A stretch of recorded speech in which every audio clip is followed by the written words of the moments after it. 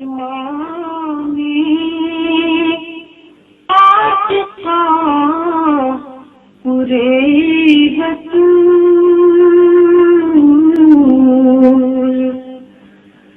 सरे आज़ादी दास्ताने रसूल।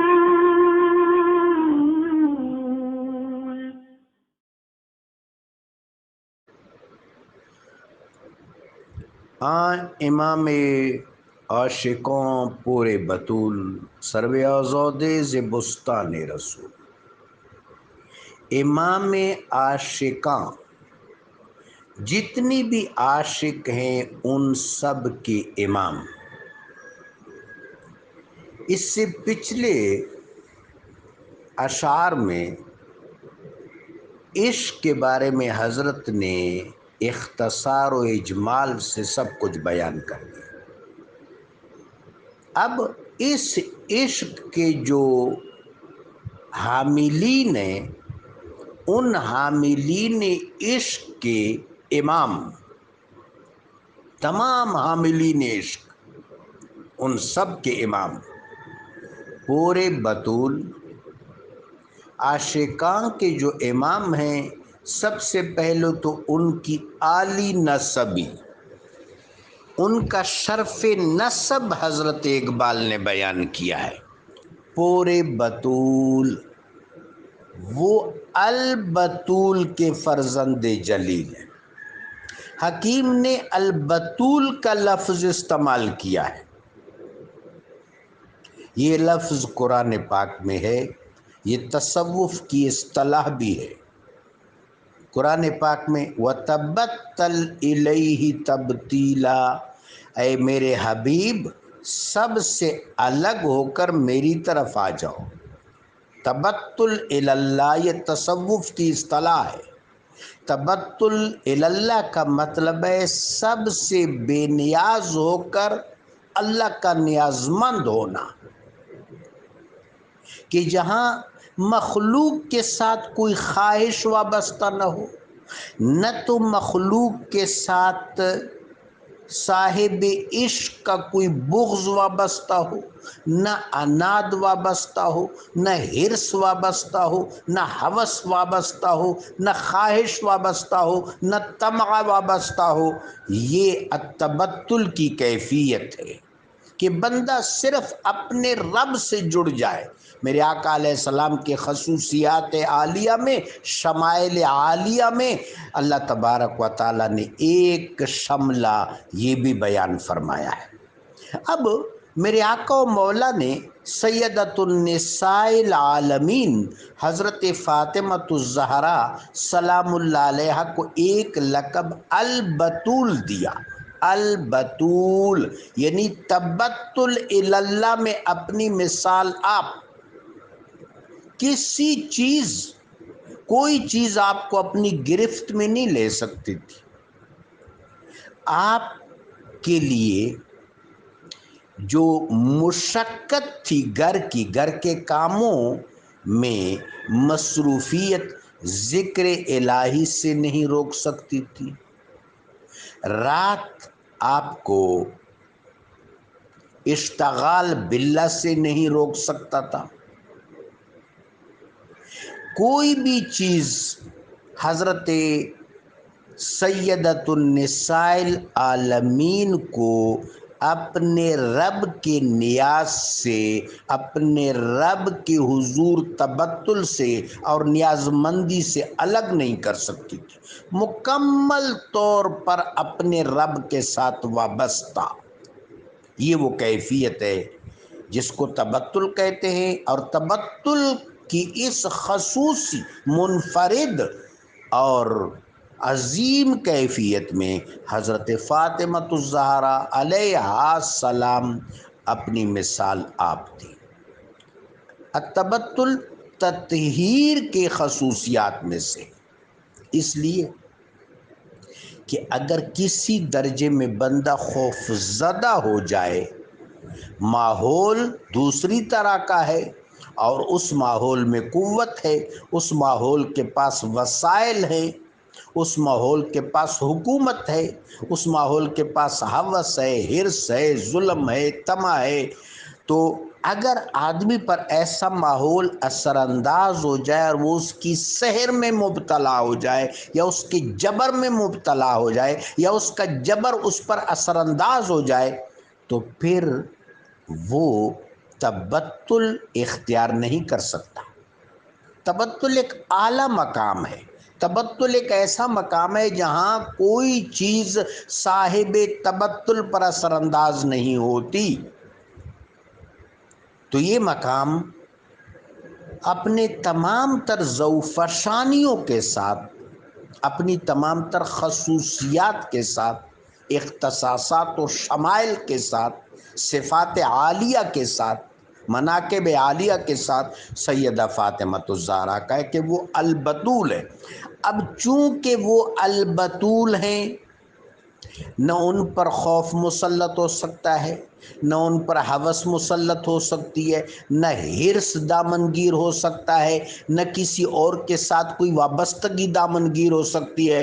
وہ اللہ تبارک و تعالیٰ کی بزم میں، بزم دیدار میں، بزم معرفت عالیہ میں صدر نشین ہے، اس لیے ان کا نام البتول ہے۔ یہ نام میرے آقا نے دیا، اور میرے آقا علیہ السلام صادق و مصدوق ہیں، صادق و امین ہیں، امام الصادقین والمتصدقین ہیں علیہ الصلاۃ والسلام۔ تو ظاہر ہے کہ یہ تمام تر صفات التبتل کی بدرجہ اولا سیدہ کی ذات بابرکات میں موجود تھی۔ اب ان کا جو فرزند ہے وہ کون ہے؟ جس طرح حضرت نے فرمایا کہ پیمان بہول موجود بست، وہ الموجود سے وابستہ ہے۔ الموجود سے اس کی وابستگی کا پس منظر یہ ہے کہ وہ آغوش سیدہ فاطمۃ الزہرا البتول کا پروردہ ہے۔ یہ مصرع بڑا جاندار ہے حسین علیہ السلام کے پس منظر پر۔ یہ نسبت کا پہلا عظیم گوشہ حضرت اقبال نے بیان کی۔ سرو آزاد ز بستان رسول، پھر بستان رسول میں اور بھی تو سرو ہے، امام حسن علیہ السلام ہیں، سیدنا علی کرم اللہ تعالی وجہ الکریم ہیں، سیدہ فاطمۃ الزہرا سلام اللہ علیہا ہیں، اہل بیت اطہار علیہم السلام۔ یہ جو تمام سرو ہیں، تمام عظیم الشان شجرۃ طیبہ ہیں بستان رسول میں، اشجار عالیہ، اشخاص عالیہ، نفوس قدسیہ، اہل بیت اطہار جن کے قریب رجس نہیں جا سکتا، تطہیر جن کا خاصہ ہے، وہ نفوس رسول جس میں نفس رسول صلی اللہ علیہ وسلم کی تجلیات متجلہ ہیں، جن کی مودت امت پر لازم ہے۔ یہ سارے جو اشجار عالیہ ہیں، یہ سارے جو سرو مبارکہ ہیں بستان رسول میں، چمنستان رسول میں، گلستان رسول میں، ان میں آپ سرو آزاد ہیں۔ بڑی خوبصورت اپروچ حضرت اقبال کی، بہت خوشبودار اپروچ، بلا شبہ شخصیت میں، نام میں، ہر حوالے سے، سیرت کے حوالے سے، کام کے حوالے سے، عزم کے حوالے سے، صبر کے حوالے سے، شجاعت کے حوالے سے آپ اپنی مثال آپ ہلکا پھلکا نقشہ اگر ہم دیکھ لیں، صرف ایک بات عرض کروں گا، جب آپ میدان رزم میں آئے تو آپ کے قلب کی کیفیت کیا ہوگی؟ آپ کے بھائی شہید ہو چکے تھے، آپ کے فرزند شہید ہو چکے تھے، آپ کے بھتیجے شہید ہو چکے تھے، آپ کے بھانجے شہید ہو چکے تھے، آپ کے انصار شہید ہو چکے تھے، آپ کے اعوان شہید ہو چکے تھے، آپ کے سپاہ عظام شہید ہو چکے تھے۔ سب کو آپ نے اپنی مبارک ہاتھوں سے اٹھایا اور ایک طرف رکھا۔ پیچھے خیموں میں بنات رسول صلی اللہ علیہ وسلم، آپ کی ازواج علیہن السلام، آپ کی بیمار فرزند حضرت امام زین العابدین علیہ السلام، یہ کیفیت تھی، یہ کیفیت گزر چکی تھی اور وہ کیفیت تھی۔ اب ہم انسانی درجے میں ذرا سوچیں کہ آپ کے قلب کا عالم کیا ہوگا، آپ کے حزن اور غم کا عالم کیا ہوگا، پھر آپ کے علم اور حلم کا عالم کیا ہے، آپ کے شجاعت کا عالم کیا ہے۔ یزیدی فوجوں کا ایک آدمی جو بعد میں ابو عبید مختار ثقفی رحمہ اللہ تعالی کے ہاتھوں گرفتار ہوا اور کیفر کردار تک پہنچا، حضرت ابو عبید مختار ثقفی سے روایت ہے کہ اس آدمی نے کہا کہ میں نے اتنے بڑے مظلوم، اتنے بڑے حسین، ایسے پیاسے شخص کو، ایسے مصیبت زدہ شخص کو کہ کوئی ایسی مصیبت، کوئی ایسی ابتلا نہیں جو آپ پر گزری، اتنا دلیر نہیں دیکھا۔ آپ جس طرف حملہ کرتے تھے صفے چیر دیتے تھے۔ بعض نے کہا ہے آپ کی تلوار کا لقمہ 18 یزیدی بنے، بعض نے یہ تعداد 56 لکھی ہے، 56 تلوار کے قبضہ پر آپ کا ہاتھ جمع ہوا تھا، کوئی آپ کے قریب نہیں آ سکتا، جو بھی قریب آتا تھا اس کا سر تن پر نہیں رہتا تھا۔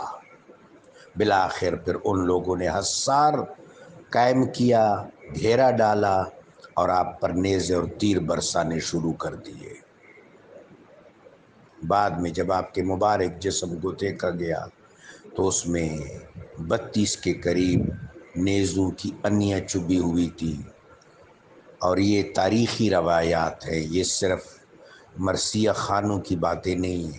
اس کا مطلب ہے کہ آپ نے کیسی جنگ لڑی، اور آپ کا رجز یہ تھا، سب سے پہلے آپ نے یہاں سے شروع کیا، لوگوں حق کی دعوت قبول نہیں کی، لوگوں حق کی دعوت قبول نہیں کی، اب اس کی جنگ دیکھو جس کا نانا مصطفیٰ ہے، اب اس کی جنگ دیکھو جن کی ماں فاطمہ ہے، اب اس کی جنگ دیکھو جس کا پدر علی ہے، اب اس کی جنگ دیکھو جس کی بہن زینب ہے، اب اس کی جنگ دیکھو جس کا بھائی عباس ہے، اب اس کی جنگ دیکھو جس کا چچا جعفر طیار ہے، اب اس کی جنگ دیکھو کہ جس کے سارے شہید ہو گئے ہیں، اب اس کی جنگ دیکھو جو پیاسا ہے۔ یہ آپ کا رجز تھا، آپ اشعار میں یہ رجز بیان فرما رہے تھے اور تاب و توڑ حملے کر رہے تھے، جو بھی آپ کے سامنے آتا تھا زندگی کی بازی ہار جاتا تھا۔ بالآخر نے انہوں نے اپنی عددی برتری کا فائدہ اٹھایا، جس طرح اس میں حضرت اقبال نے فرمایا، دشمنا چوں ریگ صحرا لا تعود، آپ کے دشمنوں کی تعداد ریت کے ذرات سے، صحرا کے ریت کے ذرات سے زیادہ تھی، دوستان او بیزداں ہم عدد، اور آپ کے دوست یزداں کے عدد کے برابر تھے۔ یزداں کے عدد کو ہم جمع کریں تو 72 بنتے ہیں۔ یہ شعر حضرت اقبال نے علم الاعداد سے نکالا ہے، یہاں سے آپ کی شعری مہارت کا پتہ چل سکتا ہے۔ تو الغرض آپ بالکل منفرد ہیں بستان رسول میں۔ بہر شہزادہ خیر الملل، دوش ختم المرسلین نعم الجمل۔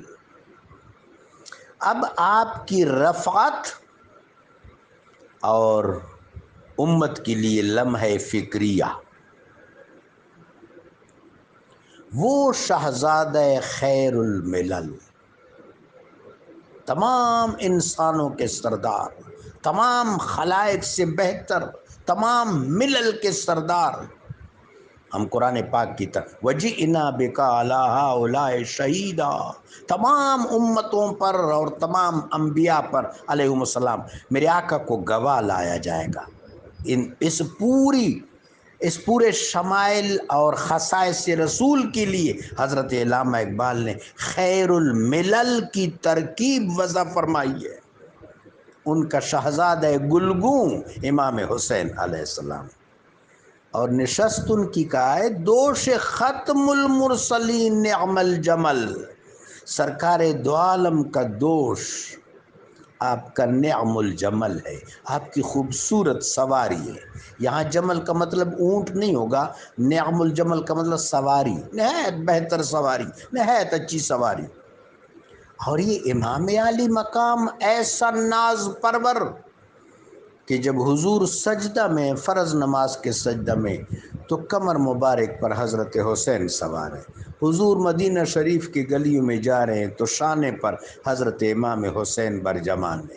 حضور سرکار دو عالم سے ملائکہ ملاقات کرنے آتے ہیں تو سرکار دو عالم کے گردن مبارک سے سینے کی طرف پاؤں لٹکائے ہوئے حضرت امام عالی مقام اپنے دست ہائے مبارکہ حمائل کیے ہوئے ہیں۔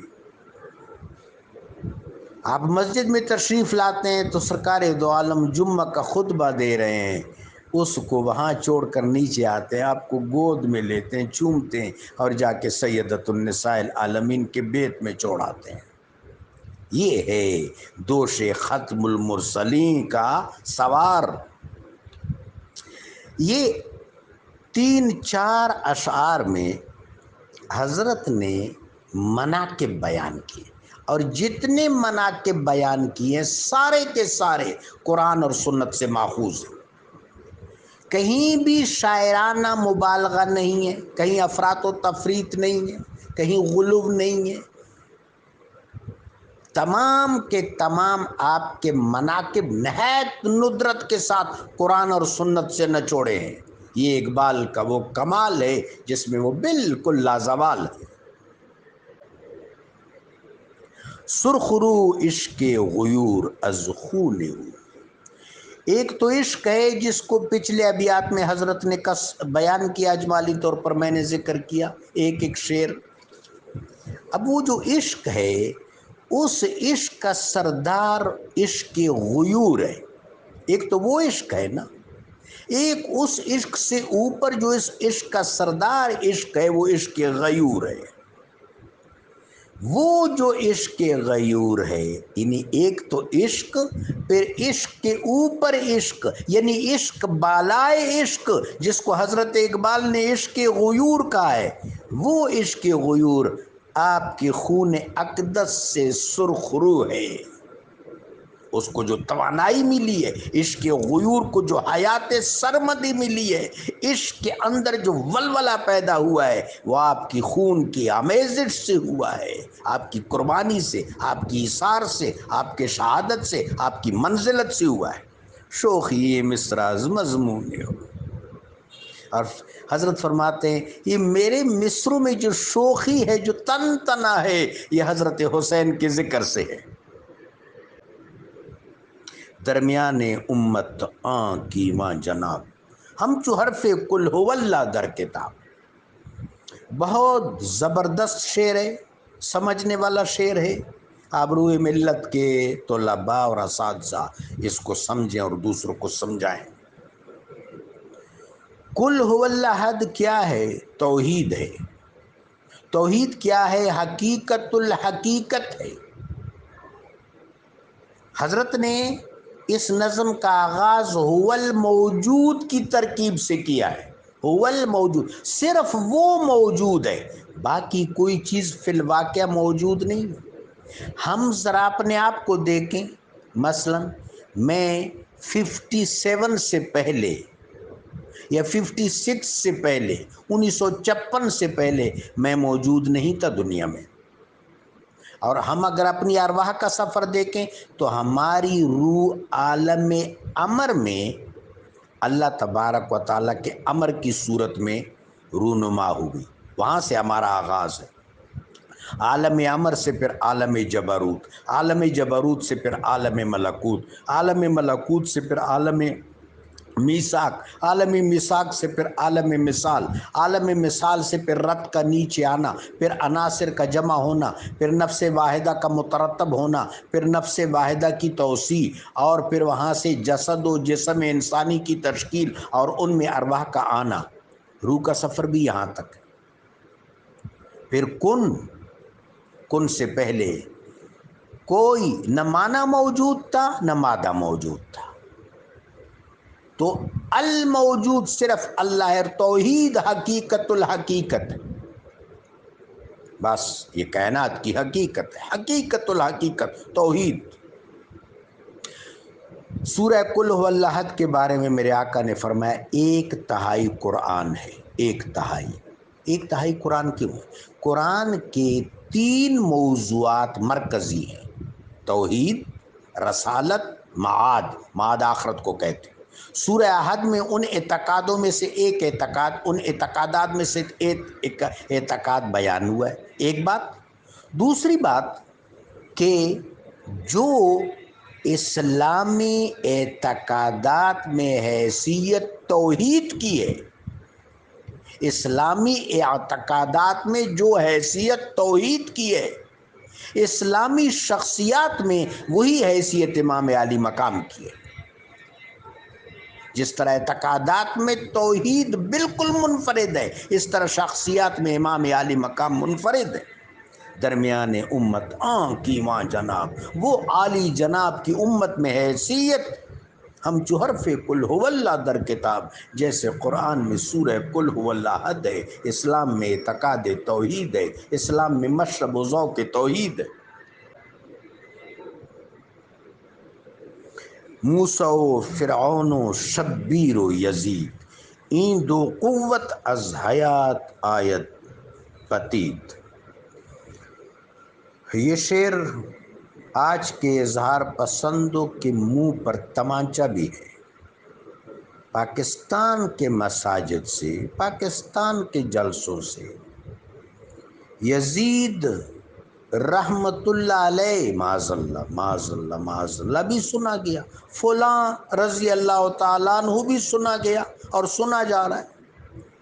ابھی 1 محرم کو چند دنوں پہلے لوگ جمع ہوئے، یہاں اسلام آباد میں جمع ہوئے، اور انہوں نے عجیب عجیب باتیں کی۔ سب سے پہلا جھوٹ کہ حضرت سیدنا عمر ابن خطاب رضی اللہ تعالیٰ عنہ 1 محرم کو شہید ہوئے۔ کوئی ایک دلیل بھی ایسی نہیں، کوئی ایک بھی ایسی نہیں، کسی ایک مورخ نے بھی نہیں لکھا۔ تمام اہل سنت والجماعت کے مورخین اس پر پہلا ان کا اتفاق کہ 26 ذوالحج کو شہید ہوئے۔ ہاں بعض نے کہا ہے کہ 26 کو زخمی ہوئے تھے، 28 ذوالحج کو شہید ہوئے تھے۔ اب 1 محرم کو ان کے شہادت کا دن منانا کیا ہے؟ یہ دراصل مسلم معاشرے کے اندر خلفشار اور انارکی اور تصادم کی مذموم کوشش ہے۔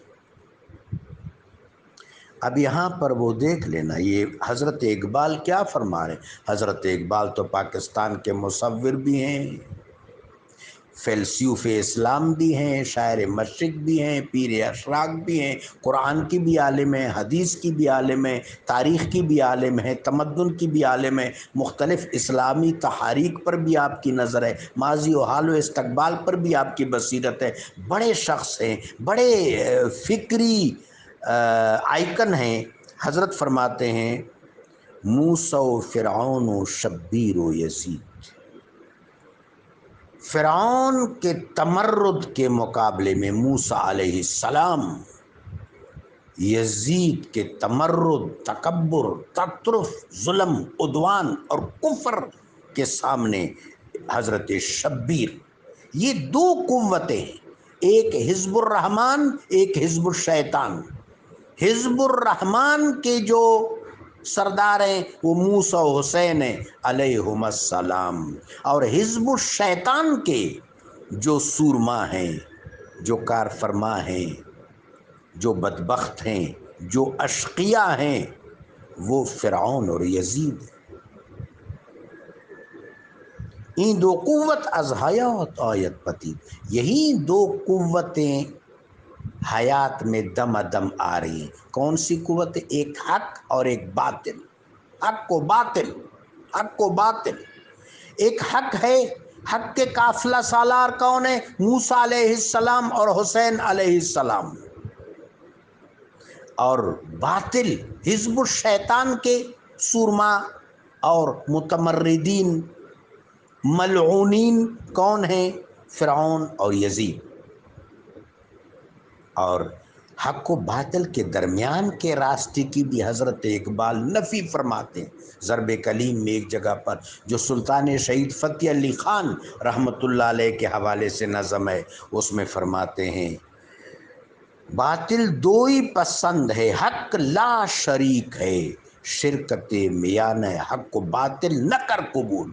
یہ دونوں چیزیں ضروری ہیں، یعنی حق کے ساتھ تولا کرنی ہے اور باطل سے تبرہ، حق کے ساتھ ولایت اور باطل سے بیزاری۔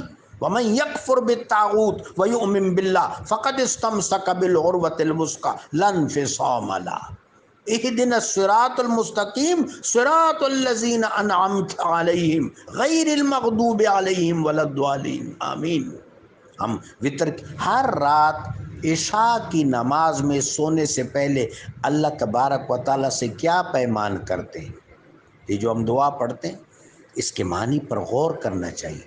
وَنَخْلَعُ وَنَتْرُكُ مَن يَفْجُرُكُ، اے اللہ ہم اس سے انخلا کرتے ہیں، اس سے تبرہ کرتے ہیں، اس سے علیحدہ ہوتے ہیں، اس سے الگ ہوتے ہیں، اس سے کنارہ کش ہوتے ہیں، اس کو چھوڑتے ہیں، اس کو ترک کرتے ہیں۔ من یفجرک، جو تیرے حضور فاجر ہے، جو تیرے حضور عہد شکن ہے، ہم ان کے ساتھ ہیں جو تیرے ساتھ کیے ہوئے پیمان کی پاسداری کرتے ہیں۔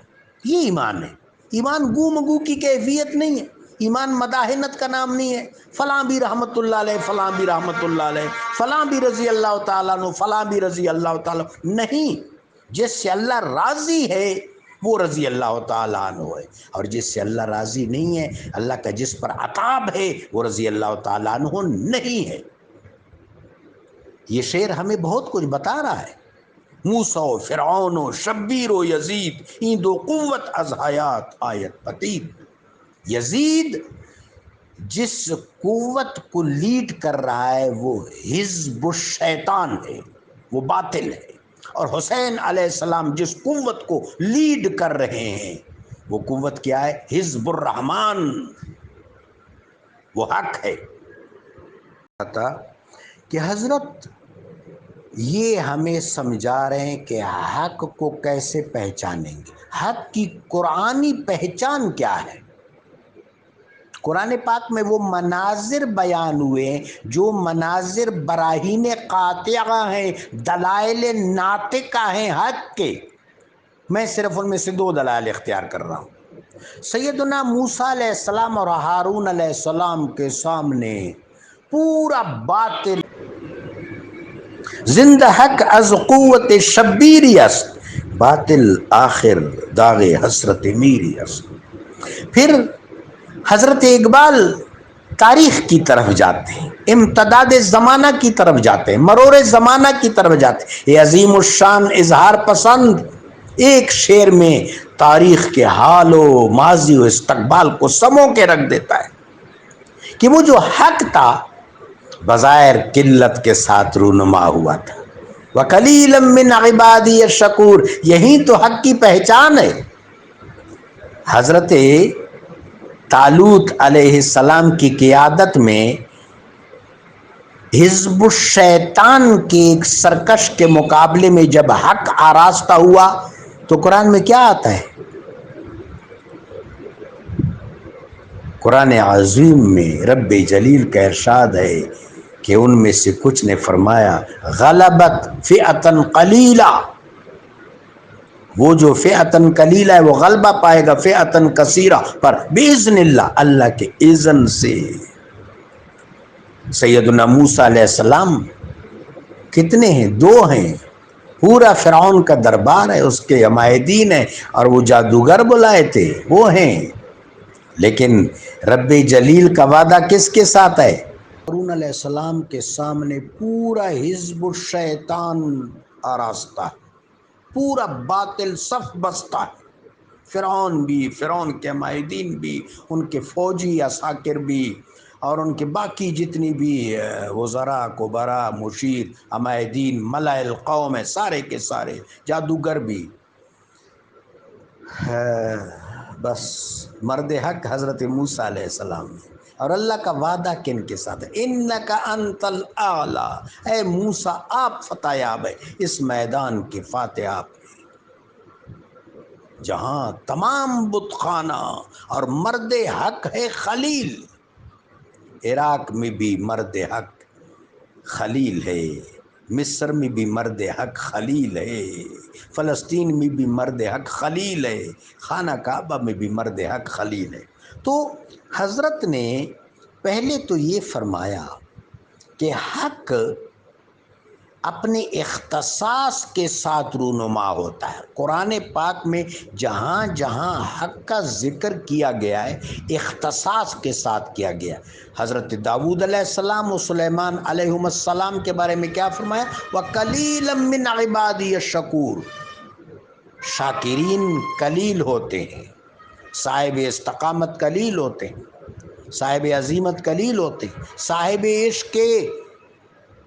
عشق قلیل ہوتے ہیں، اور صاحبان عشق کے غیور تو بہت قلیل ہوتے ہیں، اور صاحبان عشق کی غیور کے سردار کی انفرادیت کا عالم کیا ہوگا۔ لیکن نتیجہ کیا مرتب ہوتا ہے؟ زندہ حق از قوت شبیری است، حق جب زندہ ہوتا ہے تو قوت شبیری سے ہوتا ہے۔ میرے آقا نے فرمایا تھا حسین منی و انا من الحسین، اس حدیث پر یہ مصرع اس حدیث کی شرح ہے۔ میرے آقا نے فرمایا تھا حسین منی، حسین میرا فرزند ہے، وہ انا من الحسین، اور ہم سب حسین سے ہیں۔ چون خلافت رشته از قرآن گسیخت، خلافت قرآن سے رشتہ رکھتی ہے۔ خلافت کے ناز و انداز قرآن میں بیان ہوئے ہیں۔ قرآن نے خلافت کا نصاب شائع کیا ہے۔ بڑی عام بات حضرت اقبال فرما رہے ہیں، نکتہ سنج خاوراں پیر اشراق حضرت اقبال، چون خلافت رشتہ از قرآن گسیخت، خلافت کے بارے میں قرآن اصول و نوادر دیتا ہے۔ سب سے پہلی بات کہ خلافت صفات الہیہ کے پرتوات کا اظہار ہے، یہ خلافت کی پہلی جسٹیفیکیشن۔ خلافت کی دوسری جسٹیفیکیشن کہ خلیفہ شجاع ہونا چاہیے۔ خلافت کی تیسری جسٹیفیکیشن کہ خلیفہ عالم ہونا چاہیے۔ خلافت کی چوتھی جسٹیفیکیشن کہ خلیفہ عادل ہونا چاہیے۔ یہ امام کی خصوصیات ہیں۔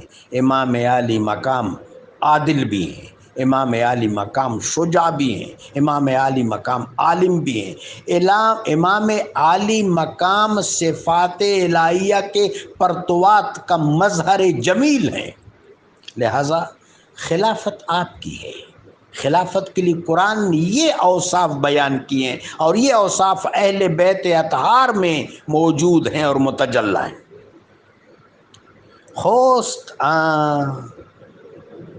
سر جلوہ خیر الامم، چون صحاب قبلہ بوروں در قدم، خیر الامم کا وہ جلوہ، یہاں سرکار دو عالم کا جلوہ کہا ہے امام عالی مقام کو حضرت اقبال نے۔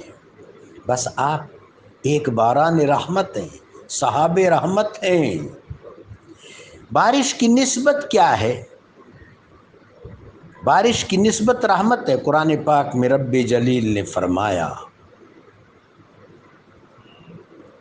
کہ یہ ہماری نشانیوں میں سے ہے، سحاب المسخر بین السماء والارض، یہ سحاب، یہ بادل جو زمین اور آسمان کے درمیان مسخر ہیں، پھر وہاں سے بارش برستی ہے، اور یہ بارش کیا ہے؟ وَتَرَى الْأَرْضَ هَامِدَةً فَإِذَا أَنزَلْنَا عَلَيْهَا الْمَاءَ اهْتَزَّتْ وَرَبَتْ وَأَنبَتَتْ مِنْ كُلِّ زَوْجٍ بَهِيجٍ۔ تم دیکھتے ہو زمین بنجر ہوتی ہے، جب بادلوں میں سے پانی نازل ہوتا ہے، باران رحمت کا نزول ہوتا ہے، تو یہ پھلتی پھولتی ہے، زرخیز ہوتی ہے، شاداب ہوتی ہے اور گل رنگ ہوتی ہے۔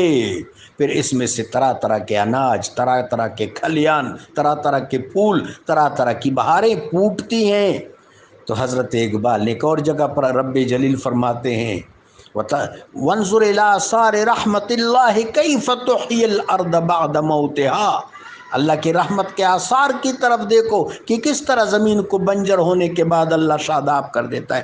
تو ان آیات سے حضرت اقبال نے تمتع کر کے حضرت حسین کی شخصیت رحمت کو بیان کیا ہے کہ آپ خیر الامم کا جلوہ ہیں، وہ رحمت للعالمین ہیں، آپ رحمت للعالمین کا جلوہ ہیں، سو آپ سراپا رحمت ہیں۔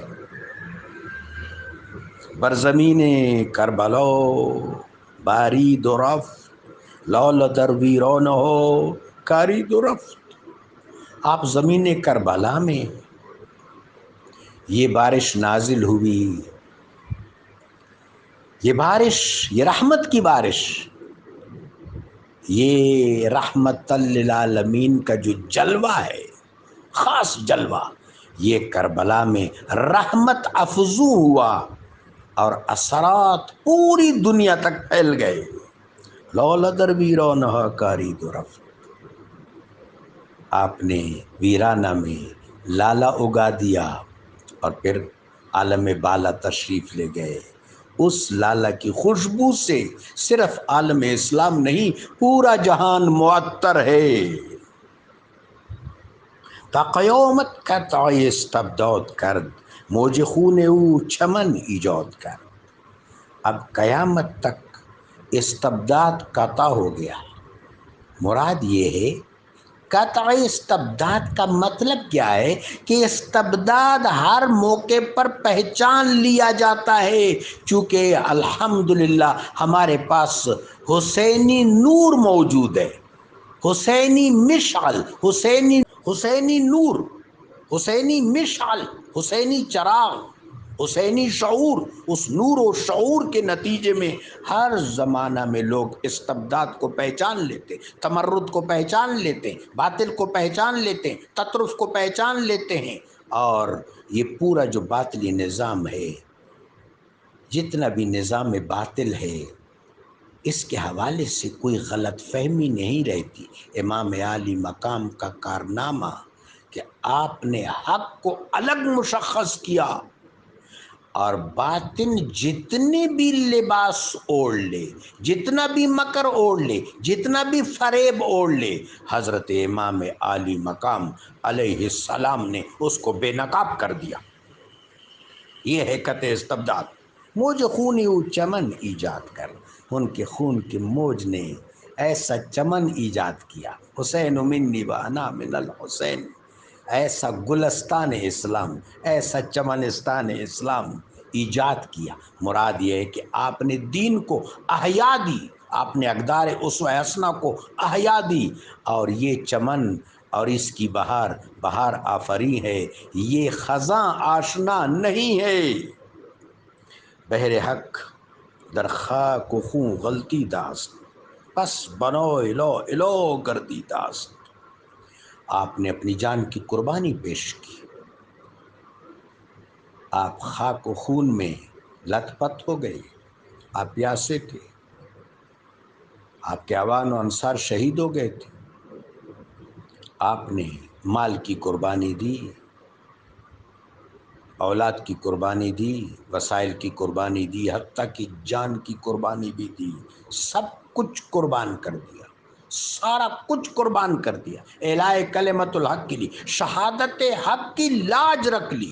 آپ نے یقین جانیے کہ جب امام عالی مقام علیہ باقی شہداء کا جب ذکر کیا جائے گا تو پہلے شہادت ہوگی پھر شہید ہوگا۔ یہاں معاملہ ہو رہا ہے، یہاں پہلے شہید اعظم ہے پھر شہادت ہے۔ حسین شہادت سے عبارت نہیں ہے، شہادت امام حسین علیہ السلام سے عبارت ہے۔ پس بنو الو الو گردی داست، آپ نے لا الہ الا اللہ کو بنیاد فراہم کر دی۔ بالکل حضرت اجمیری قدس اللہ سرہ العزیز معین الدین والملت حضرت اجمیری رحمہ اللہ تعالی وقدس اللہ سرہ العزیز نے کیا فرمایا؟ حقا کہ بنا لا الہ است حسین، یہ اسی مصرع کی صدائے بازگشت ہے۔ اس مصرع میں پس بنوئے لا الہ گردی داست، آپ نے جو لا الہ الا اللہ کی بنیاد رکھی، وہ بنیاد ایک جگہ پر نہیں ہے، وہ متحرک ہے، وہ تحریک ہے، پورے جہان میں پھر رہی ہے۔ مدعایش سلطنت بودے اگر، اب حسینیت کی سیرت بیان ہو رہی ہے، یہ سیرت بالکل منفرد ہے۔ غزوہ بدر میں میرے آقا مہاجرین و انصار کو لے کر گئے ترغیب دیتے ہوئے، غزوہ احد میں ترغیب دیتے ہوئے، غزوہ خندق میں حفاظت کرتے ہوئے ترغیب دیتے ہوئے، غزوہ خیبر کی طرف، فتح مکہ کی طرف، غزوہ حوازن کی طرف ترغیب، غزوہ اسرت کی طرف ترغیب دیتے ہوئے، نصائح کرتے ہوئے، امن کے چراغ روشن کرنے کی تلقین کرتے ہوئے لے کے گئے۔ یہ عجب جہاد ہے۔ یہاں جو مدینہ شریف میں آپ کے ساتھ، مدینہ شریف سے آپ کے ساتھ آ رہے ہیں، آپ ان سے کہہ رہے ہیں گھروں میں رہو۔ اس کا مطلب ہے کہ کوئی بہت اونچا عہد تھا جو خاص الخاص تھا۔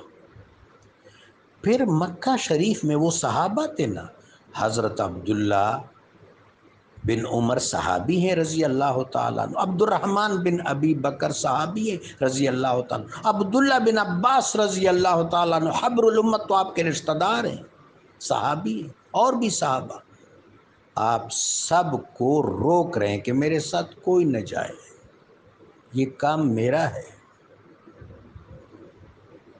یہ واقعہ منفرد ہے انسانی تاریخ میں، صرف اسلامی تاریخ میں نہیں، انسانی تاریخ میں۔ مدعا سلطنت بودے اگر، اب اس واقعہ کی خصوصیت، انفرادیت اور عبقریت پر حضرت استاد اقبال رحمہ اللہ تعالی گفتگو کر رہے ہیں۔ اگر آپ کا مدعا سلطنت ہوتا، سلطنت اہل بیت اطہار سے ہے، اہل بیت اطہار سلطنت سے نہیں۔ ان کے جلووں میں ایک جلوہ سلطنت ضرور ہے، اور سلطنت ان کی سرپرستی میں چلے تو سلطنت ہوتی ہے، اگر ان کی سرپرستی سے برگشتہ ہو جائے تو پھر وہ باطل ہوتا ہے۔ تینوں خلفاء حضرت ابو بکر، حضرت عمر، حضرت عثمان رضی اللہ تعالیٰ عنہ اپنا مولا، اپنا سرپرست، اپنا والی امیر المومنین حضرت علی کو مانتے۔ ان تینوں ادوار میں سرپرستی کس کی تھی؟ ولایتی روحانی کس کی تھی؟ ناصر المؤمنین، مولا المؤمنین، ناظر المؤمنین، امیر المؤمنین کون ہے؟ سیدنا علی علیہ السلام۔ تو سلطنت امامت سے عبارت، امامت سلطنت سے عبارت نہیں ہے۔ سلطنت امامت کے جلووں میں سے ایک جلوہ ہے، لیکن وہ عدل اجتماعی کا شاخسار ہے۔ خود نہ کر دے باچنی ساما سفر، تو آپ اتنے افراد اور اتنے سامان کے ساتھ تو سفر نہ کرتے نا۔ حضرت اقبال نے اس شعر میں واضح کر دیا کہ اس سفر، اس اعلاء کلمت الحق، اس جد و جہد، اس علم جہاد کے پیچھے کوئی اور جذبہ نہیں تھا، صرف اللہ کا کلمہ سر بلند ہو، کلمت اللہ ہی العلیٰ، اللہ کا کلمہ سر بلند ہو۔ چونکہ جو شخص یہ کلمہ سر بلند کرنے جا رہا ہے وہ خود کلمہ ہے۔ کلمۃ اللہ ہی العلیٰ، جو اللہ کے کلمہ کو سربلند کرنے جا رہا ہے وہ اپنے شخصی صورت میں خود کلمہ ہے، اور قرآن اس پر دال ہے، ضرب اللہ مثلا کلمۃ طیبہ کشجرۃ طیبہ۔ حضرت اقبال نے ویسے کہہ دیا ہے، سرو آزاد زبستان رسول، یہ شجرہ طیبہ ہے، ضرب اللہ مثلا کلمۃ طیبہ کشجرۃ طیبہ۔ کلمت اللہ کی حفاظت کے لیے کلمہ جا رہا ہے۔ حضرت امام علی مقام کلمت الحق ہیں۔ دشمنوں چورے گے سہرو لا تعد، دشمن ریگ صحرا سے بھی زیادہ ہے، دوستان او بیزدوں ہم عدد، اور آپ کے رفقا انصار اور اعوان کی تعداد 72 ہے، یزداں کے عدد کے برابر ہے۔ سر ابراہیم و اسماعیل بود، تمام کائنات میں قربانی کے لیے ایک سلیکٹ ہوا تھا نا، حضرت اسماعیل، پھر اللہ نے ان کی قربانی موقوف کر کے اس کی توسیع فرما دی، لیکن ان کی آل میں سر ابراہیم و اسماعیل بھی، امام حسین علیہ السلام ابراہیم و اسماعیل علیہ السلام کا اسرار ہے۔ وہاں اجمال واقع ہوئے تھے، وہاں سر تسلیم خم ہو گیا تھا، عملاً قربانی نہیں ہوئی تھی۔ یہاں کیا ہے، یعنی اجمال را تفصیل بود، وہ جو اجمال تھے، وہ جو عہد تھا، اس عہد کو آپ نے عملاً رونما کیا۔ آپ اولاد اسماعیل کے سرخیل ہیں، سیدنا حسین۔ عزم اونچو کو سارا استوار، آپ کا عزم جبال سے بھی زیادہ تھا۔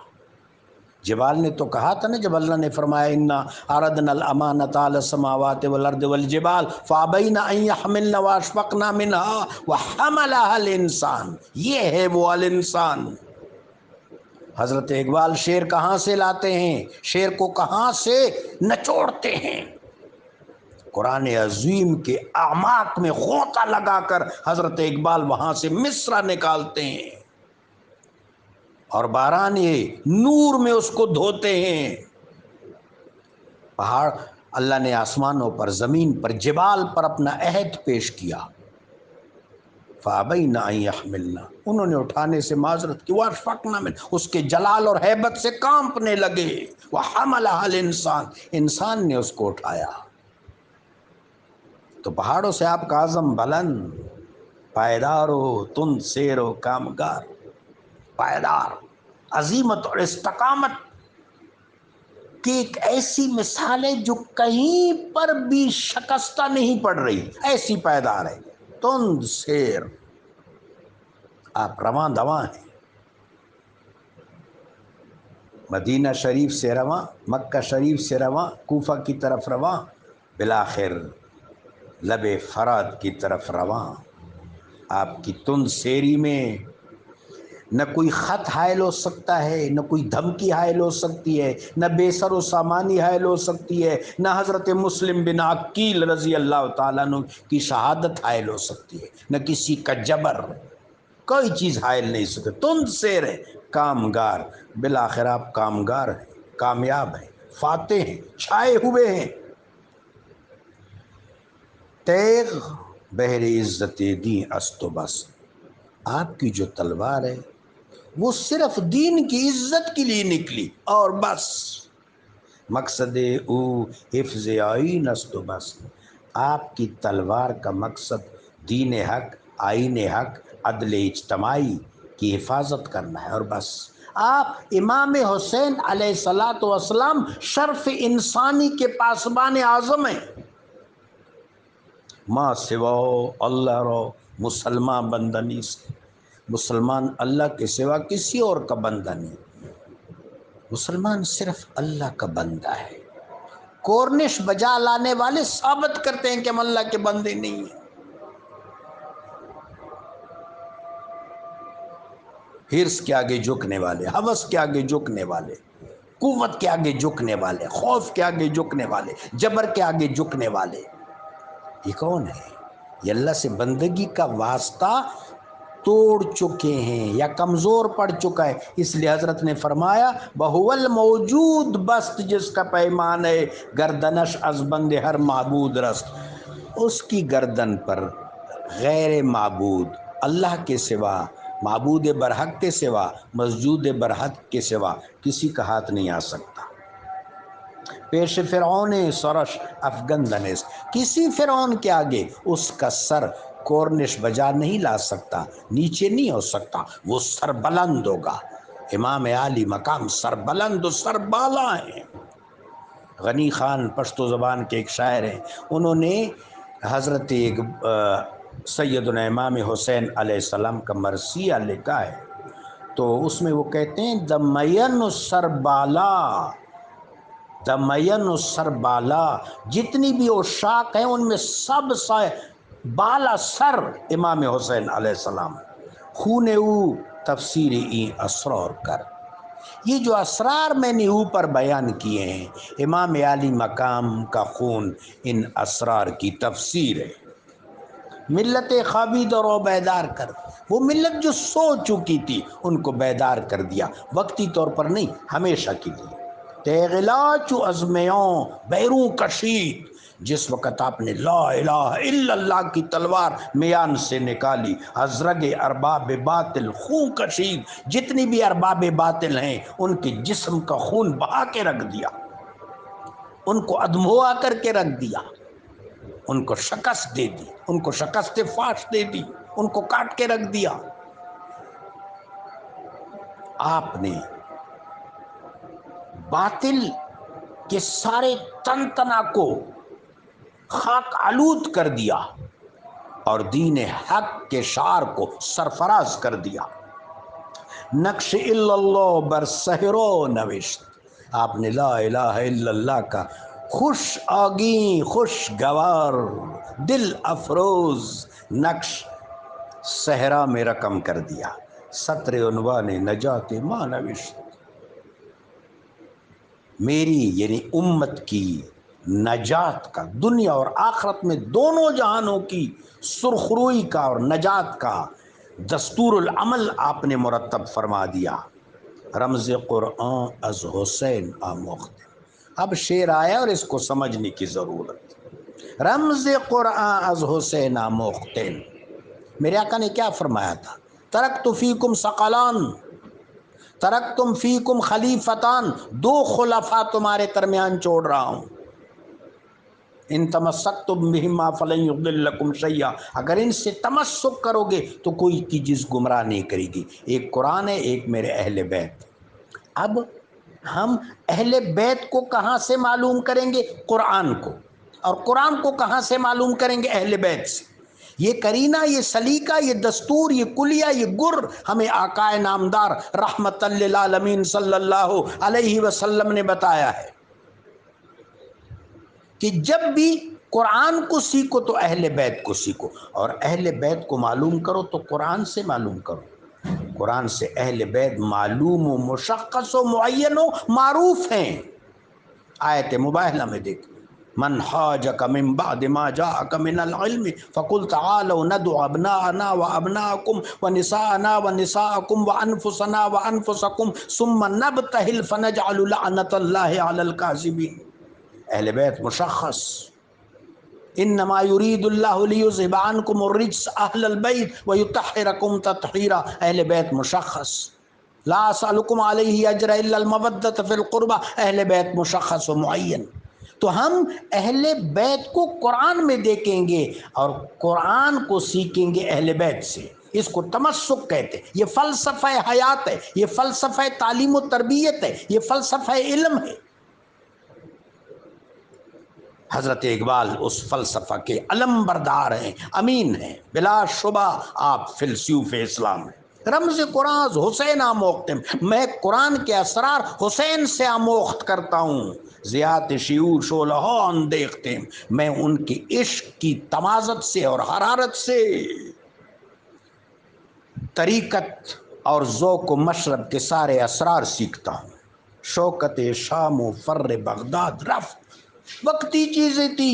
شوکت شام یعنی بنو امیہ کی حکومت، فر بغداد بنو عباس کی حکومت وقتی چیزیں تھی، خائب و خاسر، لا تسمعوا لهم رکز، آج ان کی قدموں کی آہٹ بھی نہیں، ہر مورخ ان پر لان تان کر رہا ہے، چونکہ انہوں نے اہل بیت اطہار سے اپنا ناطہ توڑ لیا تھا، انہوں نے اہل بیت اطہار پر ظلم کیے، انہوں نے اہل بیت اطہار کا حق نہیں پہچانا، انہوں نے اہل بیت اطہار سے انحراف کیا، انہوں نے اہل بیت اطہار کے حق کو پامال کیا، ان پر سب و شتم کیا۔ جب انہوں نے اللہ کو بلا دیا فانساہم اللہ، اللہ نے بھی ان کو فراموش کر دیا۔ 93 سال 100 سال کی شوکت شام ختم، آج بنو امیہ کا نام و نشان نہیں ہے، ہر جگہ مقہور ہیں، ہر سطر میں ان پر لعنت کی جاتی ہے۔ فر بغداد رفت، بغداد کا دنیا میں کیا حال ہوا؟ اس لیے صرف ایک منصور دوانی کی ملعون نے امام حسن علیہ السلام کی اولاد کو ایک کمرے میں بند کیا، سب کچھ مکفل ایئر ٹائٹ، اور دم گھٹنے سے سارے شہید ہو گئے علیہم السلام۔ سیدہ فاطمۃ الزہرا سلام اللہ علیہا کے مبارک جگر مبارک کے ٹکڑے ہر جگہ دین اسلام کے لیے، الہ کلمت الحق کے لیے قربان ہو رہے ہیں۔ یہ ہے امامت، امامت ابتلا سے عبارت ہے۔ وَإِذِ ابْتَلَىٰ إِبْرَاهِيمَ رَبُّهُ بِكَلِمَاتٍ فَأَتَمَّهُنَّ قَالَ إِنِّي جَاعِلُكَ لِلنَّاسِ إِمَامًا قَالَ وَمِنْ ذُرِّيَّتِي قَالَ لَا يَنَالُ عَهْدِ الظَّالِمِينَ۔ آپ کی ذریت عادلین ہے، آپ کی ذریت ائمہ ہے، اور وہ ظالموں کے مقابلے میں صف آرا ہوگی۔ یہ اللہ کی مشیت ہے، امام حسین علیہ السلام کا ظہور اللہ کی مشیت ہے۔ سطوت غرناطہم ازیاد رفت، تیسری حکومت کہاں؟ غرناط ہسپانیہ، یہ بھی بنو امیہ کی ایک شاخ تھی۔ جب عباسیوں کا انقلاب آیا، مکر و فریب پر، جھوٹے وعدوں پر مشتمل، بنو امیہ نے تمرد اور ظلم اور سرکشی کے ساتھ حکومت کی، ماں سوائے حضرت عمر بن عبدالعزیز، وہ خلیفہ حق ہے، وہ مرد حق ہے، وہ مرد صالح، ان پر اللہ کی رحمتیں ہوں، ان پر اللہ کی رحمتیں ہوں، ان پر اللہ کی رحمتیں ہوں۔ حضرت عمر بن عبدالعزیز رحمہ اللہ وقدس اللہ سرہ العزیز، باقی تمام نے ظلم کی اور سرکشی کی روش اپنائی، دنیا اور آخرت میں خائب و خاسر ہوئے۔ حضرت عمر بن عبدالعزیز رحمۃ اللہ علیہ کے گھر میں ایک بچی خدمت انجام دیتی تھی، بڑی صالح بچی تھی، شب بیدار، دن کو خدمت کرتی تھی، رات کو مصلے پر کڑی ہوتی تھی، نام بھی ان کا الزہرا تھا۔ انہوں نے ایک دفعہ خواب دیکھا اور حضرت عمر بن عبدالعزیز کو سنایا۔ خواب یہ تھا کہ حضور، میں نے خواب میں دیکھا کہ معشرہ راستہ ہے، پل صراط لگا دیا گیا ہے، سب سے پہلے ابن ابو سفیان اس پر گزرا اور نیچے دھڑام سے گرا، پھر یزید گزرا، نیچے دھڑام سے گرا، پھر مروان گزرا، نیچے دھڑام سے گرا، پھر عبد الملک گزرا، اس کا یہی حال ہوا، پھر ولید گزرا، اس کا یہی حال ہوا، پھر سلیمان گزرا، اس کا یہ حضور، پھر آپ، اس نے اتنا ہی کہا تھا کہ آپ بے ہوش ہو گئے، جب آپ ہوش میں تو کہ بخدا امیر المومنین آپ بخیر و عافیت گزرے۔ سطوت غرناط، پھر یہ جب بنو عباس کا انقلاب آیا، برا انقلاب، یہ بھی مکر و فریب پر مبنی تھا۔ ان کا جو سلسلہ تھا یہ تمرد اور فخر تھا، اور ان کا سلسلہ فریب تھا، بغض اہل بیت، ان دونوں میں قدر مشترک ہے۔ پھر یہاں سے ہشام کا ایک پوتا تھا، اس کا نام تھا عبد الرحمن بن معاویہ بن ہشام بن عبد الملک۔ یہ عبد الرحمن جو بعد میں عبد الرحمن الداخل کے نام سے مشہور ہوا، یہ جیسے تیسے بھاگ گیا، دریا تیر کر عبور کیا، افریقہ چلا گیا۔ بربر قبیلہ وہاں ایک ہوتا تھا، اس کی ماں بربر قبیلہ کی تھی، ان کے پاس پناہ گزین ہوا، پھر اس کی مدد سے بالآخر ہسپانیہ پر قابض ہو گیا۔ حضرت اقبال اس دور کو سطوت بھی کہتے ہیں، چونکہ سائنسی حوالے سے بھی وہ دور تعمیراتی حوالے سے مشہور ہے۔ لیکن بہر صورت وہ بھی بنو امیہ کے لوگ تھے۔ ہاں، عبد الرحمن الداخل میں ایک اچھی عادت ضرور تھی جس کو مورخین نے ذکر کیا ہے کہ وہ اہل بیت اطہار پر سب و شتم نہیں کرتا تھا، ظلم نہیں کرتا تھا۔ یہ اس کی خصوصیت مورخین نے بیان کی ہے عبد الرحمن الداخل کی۔ سطوت غرناطہم ازیاد رفت، غرناطہ کی شان و شوکت اور سطوت بھی گئی۔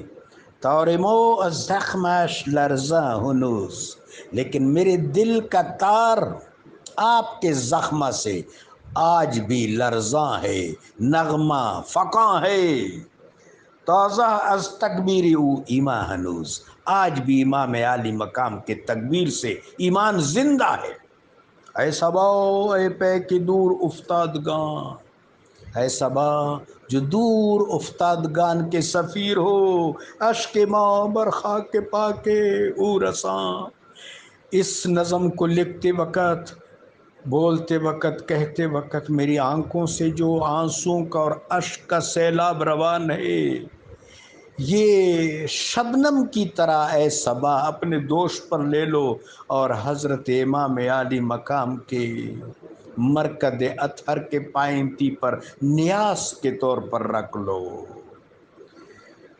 میں نے نظم اجمالی طور پر اس کی کچھ خصوصیات بیان کی۔ اتنی بڑی نظم ہے کہ اس کا حق کوئی ادا نہیں کر سکتا، اور میں تو بالکل نہیں، بس اپنی عجز کا اظہار کیا ہے۔ میں ابروئی میں رائٹر فورم کے احباب سے گزارش کرتا ہوں کہ کسی نہ کسی طرح اس گفتگو کو محفوظ کر لیں۔ جزاکم اللہ خیر الجزا، والسلام علیکم ورحمۃ اللہ۔